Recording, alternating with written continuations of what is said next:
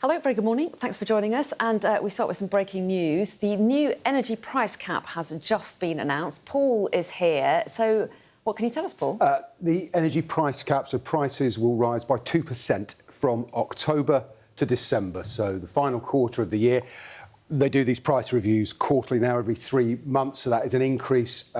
Currently, an average household, a typical household, gas and electricity is paying £1,720 a year for its energy, according to Ofgem, which is the regulator. This latest cap increases the maximum. This is that suppliers can charge. This isn't the maximum you'll pay because it depends on how much you use, but to £1,755. So if you are a typical household, and who knows if anyone actually is, you're paying about £35 more. It's not very much. It is an increase.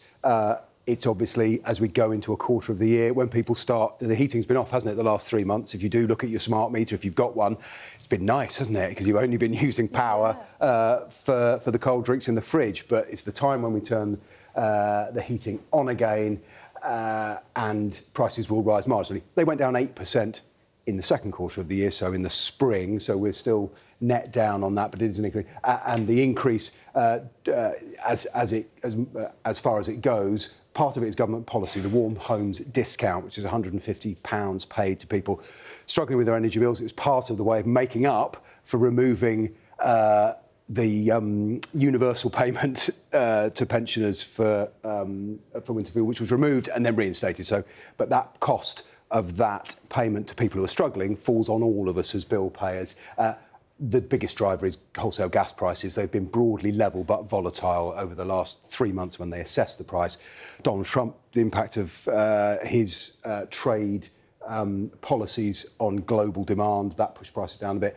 We saw the attacks by Israel and Iran, which pushed up prices because of concern about liquid natural gas. So we're broadly level, but it is a small increase, which is obviously unwelcome.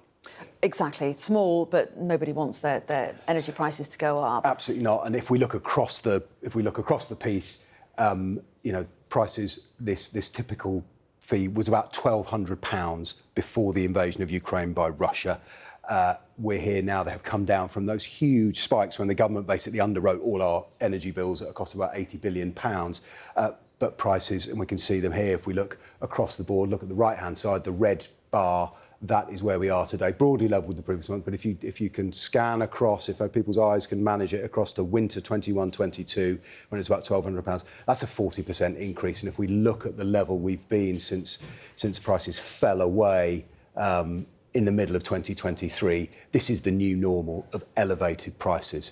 And the government's position is, and most in the industry, it should be said, is that will only change with gas prices either falling sharply, unlikely given we've trying to switch off the pipelines to Russia, will only ultimately change when the price is set by the renewables that we're trying to put on the grid, and when we move off gas as our default source of energy. Yeah, and we're going to actually be talking to Ofgem a little later this morning as well to get their understanding of why energy prices are going up by this 2%. Paul, thanks very much indeed.